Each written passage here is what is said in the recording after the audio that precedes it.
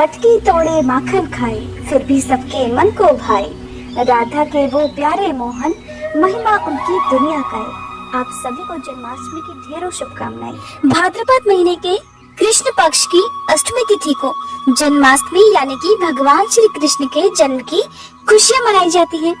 इस दिन भक्त मध्यरात्रि में कन्हैया जी का श्रृंगार करते हैं, उन्हें भोग लगाते हैं और पूजा अर्चना करते हैं।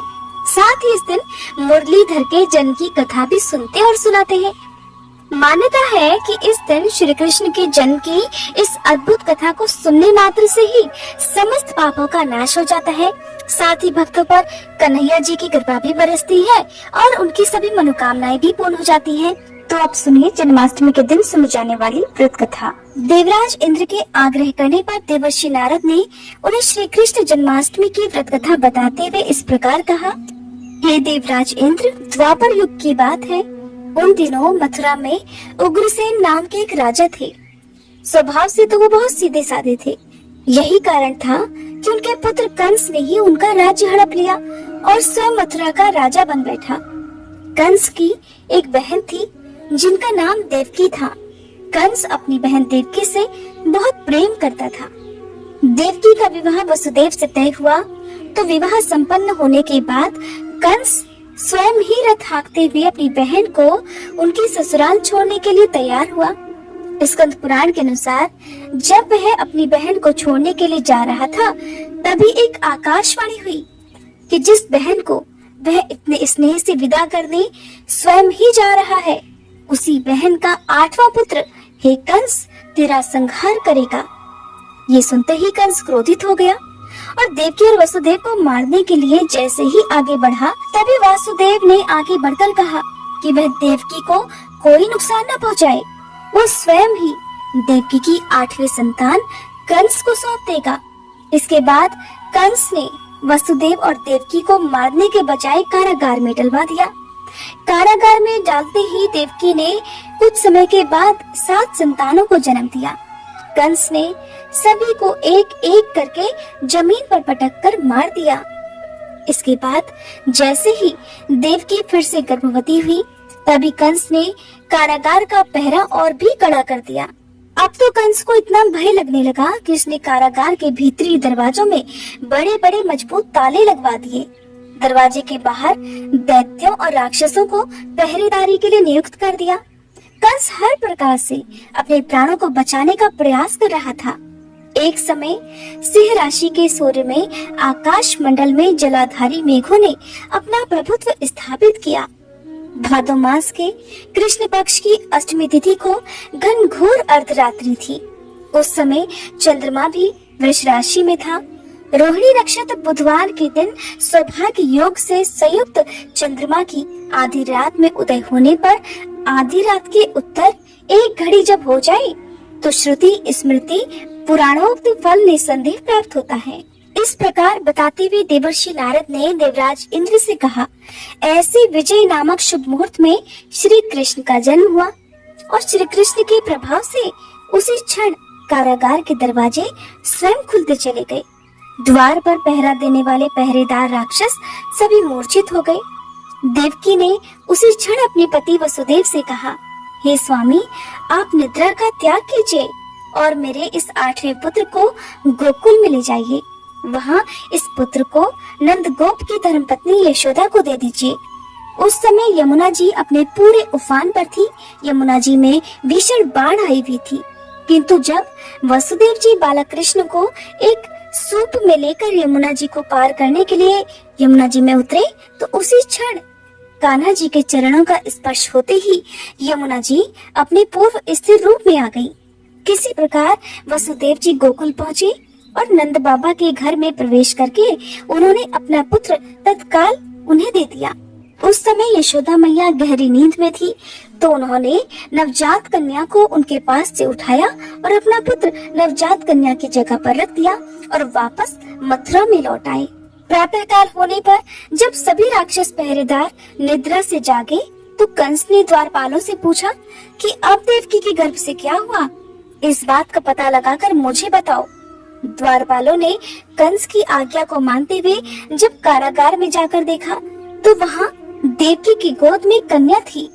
जिसे देखकर द्वारपालों ने तुरंत कंस को बताया, किंतु कंस को तो उस कन्या से भी भय होने लगा। इसलिए वह स्वयं कारागार में गया और उसने देवकी की गोद से कन्या को छीन लिया और उसे एक पत्थर की चट्टान पर जैसे ही पटकने वाला था कि वह कन्या उसी क्षण श्री हरि की माया से आकाश की ओर चली गई और एक दिव्य ज्योति के रूप में बदल गई।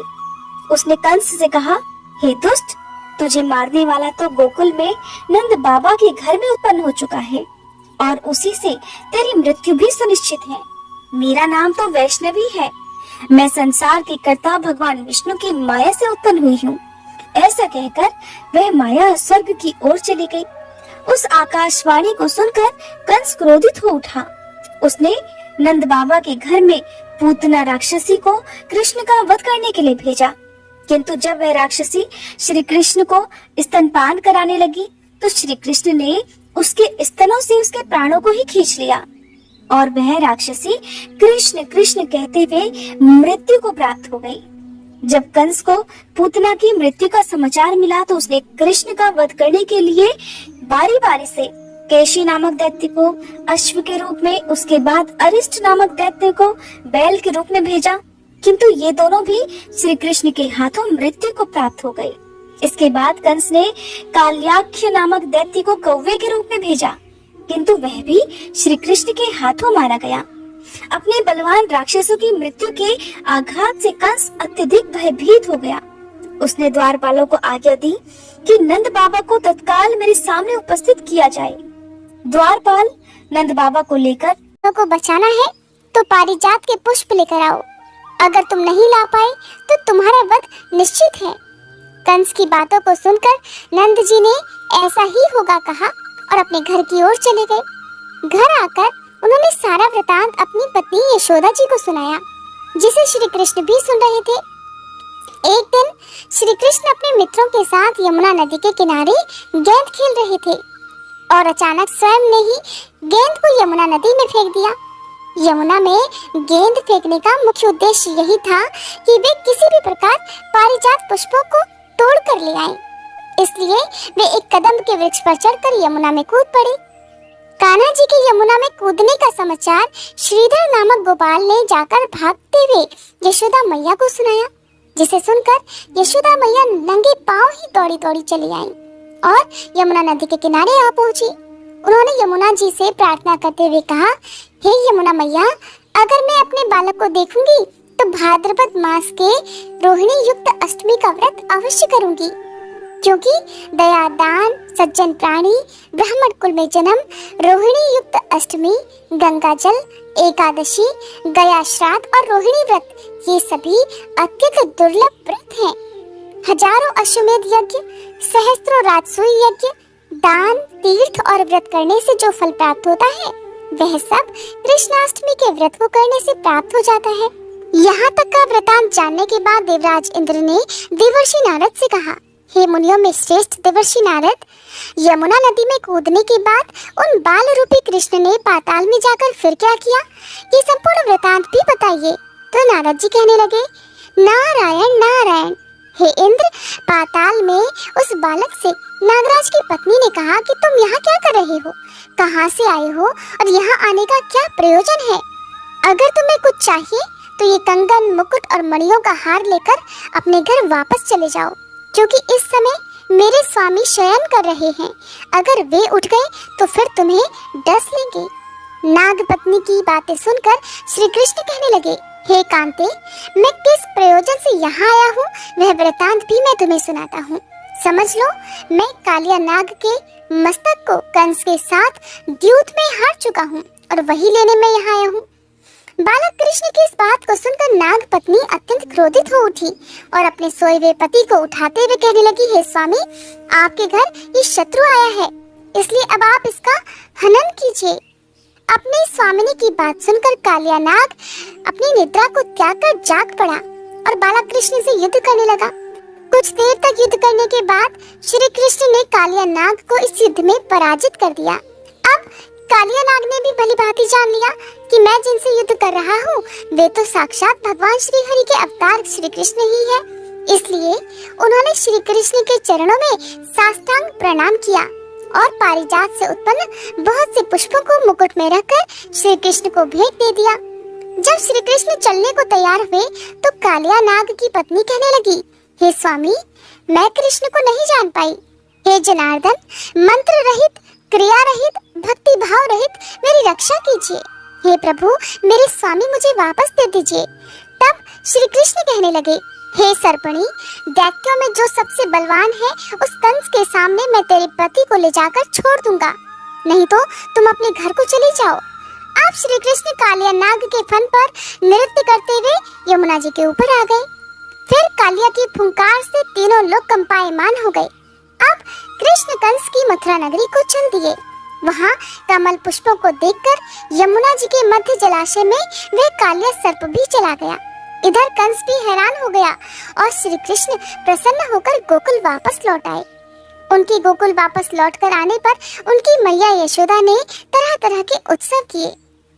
अब देवराज इंद्र ने देवर्षि नारद से फिर पूछा, हे महामुने, संसार के प्राणी बालक श्री कृष्ण के आने पर अत्यधिक आनंदित हुए। आखिर श्री कृष्ण ने क्या क्या चरित्र किया, क्या क्या लीलाएं दिखाई, वह सभी आप मुझे बताने की कृपा कीजिए। तब देवर्षि नारद ने देवराज से कहा, हे देवराज, मन को हरने वाला मथुरा नगर यमुना नदी के दक्षिण भाग में स्थित है। वहाँ कंस का महाबलशाली भाई चाणूर रहता था। उस चाणूर से श्री कृष्ण के मल्ल युद्ध की घोषणा की गई। हे इंद्र, श्री कृष्ण और चाणूर का मल्ल युद्ध अत्यंत आश्चर्यजनक था। चाणूर की अपेक्षा कृष्ण बाल रूप में भी थे। भैरी शंख और मृदंग के शब्दों के साथ कंस और केशी इस युद्ध को मथुरा की जनसभा के बीच में देख रहे थे। श्री कृष्ण ने अपने पैरों को चाणूर के गले में फंसाकर उसका भी वध कर दिया। चाणूर की मृत्यु के बाद उनका मल्ल युद्ध केशी के साथ हुआ। अंत में केशी भी इस युद्ध में कृष्ण के द्वारा मारा गया। केशी की मृत्यु के बाद मल्ल युद्ध देख रहे सभी प्राणी श्री कृष्ण की जय जयकार करने लगे। बालक कृष्ण द्वारा चाणूर और केशी का वध होना अब तो कंस के लिए अत्यंत हृदय विदारक हो गया। इसलिए उसने सैनिकों को बुलाकर उन्हें आज्ञा दी कि तुम सभी अस्त्र शस्त्रों से सुसज्जित होकर कृष्ण से अभी युद्ध करो। हे इंद्र, उसी क्षण श्री कृष्ण ने गरुड़, बलराम तथा सुदर्शन चक्र का ध्यान किया, जिसके परिणाम स्वरूप बलदेव जी सुदर्शन चक्र लेकर गरुड़ पर आरूढ़ होकर आ गए। उन्हें आता देख बालक श्री कृष्ण ने सुदर्शन चक्र को उनसे लेकर स्वयं ही गरुड़ की पीठ पर बैठकर न जाने कितने ही राक्षसों और दैत्यों का वध कर डाला, कितनों के शरीर अंग भंग कर दिए। इस युद्ध में श्री कृष्ण और बलदेव ने असंख्य दैत्यों का वध भी किया। बलराम जी ने अपनी आयुध शस्त्र हल से और श्री कृष्ण ने सुदर्शन चक्र से माघ मास के शुक्ल पक्ष की सप्तमी को विशाल दैत्यों के समूह का सर्वनाश कर डाला। जब अंत में केवल दुराचारी कंस ही बचा रह गया तो श्री कृष्ण कहने लगे, हे दुष्ट अधर्मी दुराचारी, अब मैं इस महायुद्ध स्थल पर तुझसे युद्ध कर तेरा वध कर इस संसार को तुझसे मुक्त कराऊंगा। ऐसा कहते हुए श्री कृष्ण ने उसके बालों को पकड़ लिया और कंस को